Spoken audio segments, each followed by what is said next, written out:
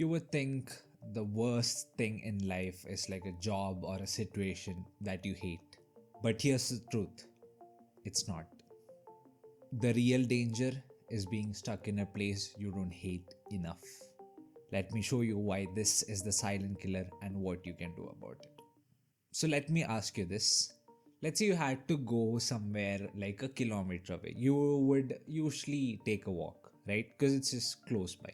Now, imagine if the same situation, but if the place was actually 2 kilometers away, then you might take a drive all the way there. But if you look at it, the time that would take for you to walk a kilometer is much less, or actually much more than what it would take to drive 2 kilometers. And that actually says something. What it says is that your situation was not bad enough to make a change. So if you have like a half decent job or like an average score in a test that really matters, that really doesn't stimulate that change. You just decide it was decent, you just keep at it and then just stay average. It's sort of like having a nice enough life stops you from having a great life. So my friend who I talked to recently was in a similar situation. So he got into this like decent job at a big company. He was working in tech. Obviously, he's really talented, by the way. But the thing is, after training, he actually didn't get assigned to a project because nobody really did. What was happening was he was going to the office every single day, just staying there, doing not maybe like half an hour of work, and then just staying there watching movies, literally things like that. And he actually was working on this side in like a startup, but then he couldn't really fully focus on that because of this full-time job where he had to log in and just keep attendance in the office every single day.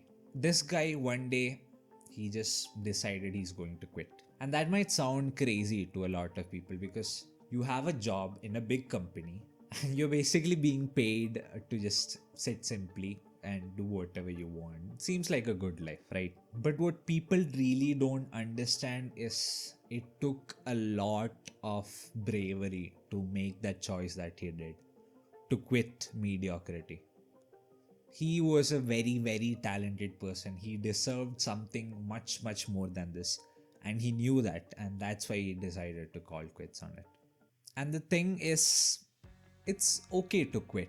It's not a bad thing at all. In fact, sometimes you really need to quit.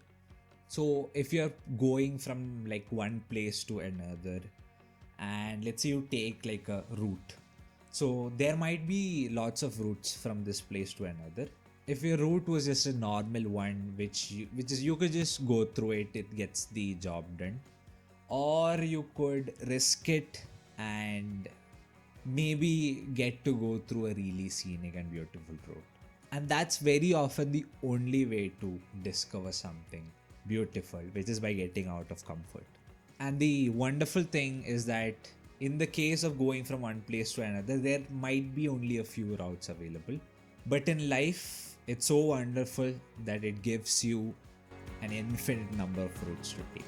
Even if the next one turns out to be bad, you could just try again and again and again forever till you find that dream route you always want to take.